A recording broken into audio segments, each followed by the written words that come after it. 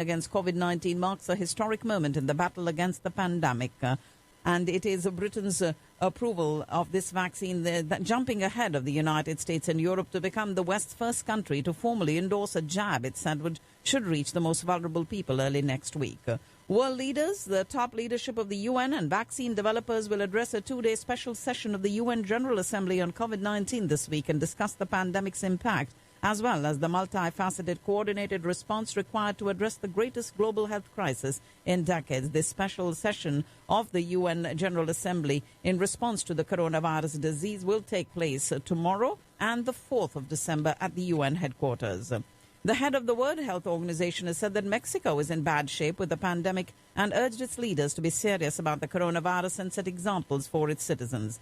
Nearly 37,000 Americans died of COVID-19 last month, the most in any month since the dark early days of the pandemic, engulfing families in grief, filling newspaper obituary pages and testing the capacity of morgues, funeral homes and hospitals. As the novel coronavirus rages across Texas, federal officials urging Texas lawmakers yesterday to take immediate action to curb the spread of the virus. The White House Coronavirus Task Force released a report that opened up, stating Texas continues to be in a full resurgence and mitigation efforts must intensify. Hospitalization in Texas have jumped 24% in the last 2 weeks, and some health experts expect the numbers to continue to rise and overtax the state's hospital, many Texans ignoring the warnings and traveled and gathered for Thanksgiving. The task force even commented on the sharp spike in hospitalizations, calling it unsustainable.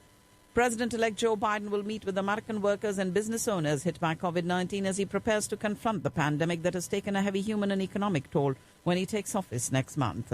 Republicans attempting to undo President-elect Joe Biden's victory in Pennsylvania asked the U.S. Supreme Court yesterday to take up their lawsuit 3 days after it was thrown out by the highest court in the battleground state. Biden beat President Trump by more than 80,000 votes in Pennsylvania, a state that Trump had won in 2016. And the Justice Department hasn't found evidence to support allegations of widespread fraud that could have changed the result of last month's presidential election, according to Attorney General William Barr, who also has given extra protection to the prosecutor he appointed to investigate the origins of the Trump-Russia probe, granting him authority to complete the work without being easily fired. The Justice Department is reviewing possible evidence of a secret scheme to obtain a presidential pardon in exchange for a substantial political contribution, according to a federal court record that was made public yesterday. And President Trump teased running again for president in 2024 as he hosted a holiday reception at the White House last night.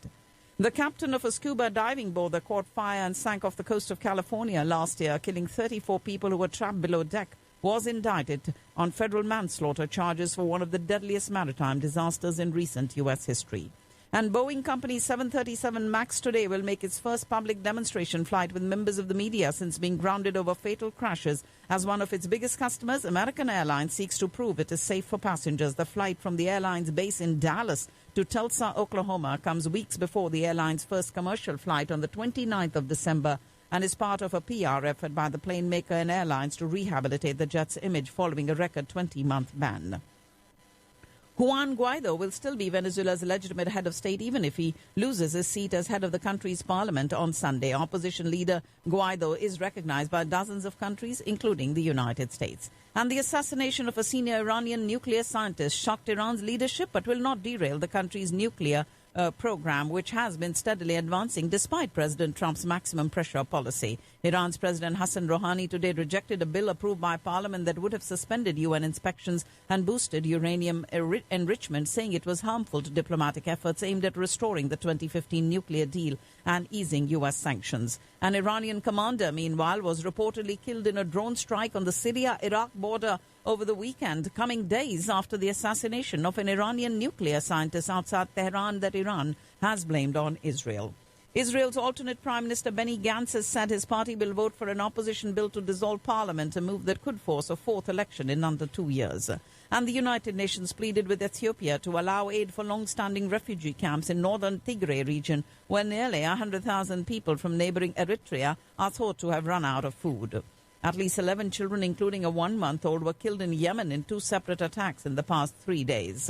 And Egypt has embarked on a horrifying execution spree, carrying out at least 57 death sentences in the past 2 months, according to Amnesty International. The head of the Democratic Republic of Congo's elite Republican Guard has ordered his troops not to plot against President Felix, who is embroiled in a deep crisis with supporters of his predecessor, Joseph Kabila.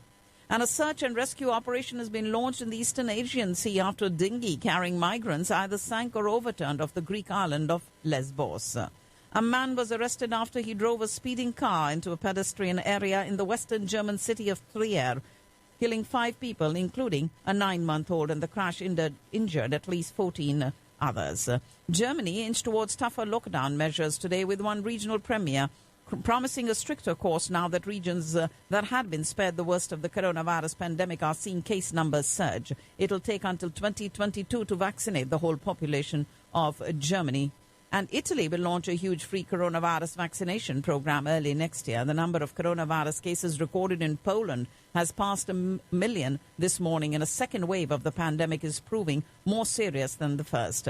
Russian investigators claim to have caught the notorious Volga maniac who is suspected of murdering 26 elderly women nearly a decade ago. And Russia said it had deployed a number of its new S-300 V4 missile defense systems for combat duty on a disputed chain of islands near Japan, a move that is likely to anger Tokyo. Ladies and gentlemen, you're listening to the World News on Radio Caravan. Thailand's highest court today acquitted Prime Minister Prayut Chan-o-cha of breaching ethics clauses in the country's constitution, allowing him to stay in his job. And Sri Lanka freed hundreds of prisoners and said it would release thousands more after a riot sparked by anger over coronavirus cases at one of its many overcrowded jails left 9 inmates dead and 113 wounded. Sri Lanka's prisons house just over 30,000 inmates, nearly 3 times their capacity. And out there, about 1,200 of them have tested positive for the coronavirus, with 2 deaths. COVID-19 passports to show people's inoculation and infection history will be hard to do in practice, but are a good idea, according to Taiwan's health minister. And a new official biography of Kim Jong-un has been published to mark the 75th anniversary of the founding of North Korea's Workers' Party, is attracting attention, though for the omission from the life of a leader revered domestically as the great successor. China today rejected U.S. accusations it is weakening its enforcement of UN sanctions against North Korea, but said more efforts are needed towards reaching a political settlement, and greater attention should be paid to the impact of the sanctions on ordinary North Koreans. A Chinese spacecraft took samples of the moon's surface today as part of a mission to bring lunar rocks back to Earth for the first time since the 70s, adding to a string of successes for Beijing's increasingly ambitious space program.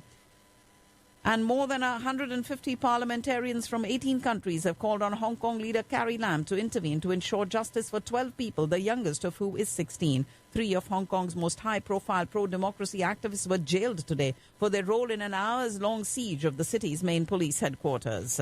And the Chinese government will build a super dam on the Yarlung-Zangbo river's lower reaches close to the line of actual control in Tibet. We do have India's COVID-19 caseload rose to 94.99 lakhs, while the total number of people who have recuperated from the disease crossed 89 lakhs, pushing the national recovery rate to over 94%. COVID-19 infections declined by 32% last month. And India's daily coronavirus cases continue to stay below the 50,000 mark for the 25th straight day. Active COVID-19 cases in the top 5 states, Maharashtra, Karnataka, Kerala, Andhra Pradesh and West Bengal, have come down in the last 1 month, but the number of infections is going up in Punjab, Himachal Pradesh, Madhya Pradesh, Haryana and Rajasthan. Delhi Health Minister saying that the government sees the prospects of COVID-19 positivity rate going down to 5% in the next few days. India's captain Virat Kohli today became the fastest cricketer to score 12,000 ODI runs, breaking a record held by legendary compatriot Sachin Tendulkar. India, which lost the first 2 matches at the Sydney Cricket Ground, won the toss and elected to bat at the Manuka Oval and hope for a change in momentum as they made 302 for 5 and won the last of the 3 ODI matches. An 8th member of Pakistan's cricket squad has tested positive for COVID-19 as the team undergoes quarantine in Christchurch, New Zealand. And China's actions during its defense minister's recent visits to Nepal and Pakistan, including the signing of a defense agreement in Islamabad, were apparently made with an eye on India, according to experts and former diplomats today. We do have the Islamabad High Court bench hearing 2 appeals by former Premier Nawaz Sharif against his conviction in the Al Azizia and Avonfield corruption references.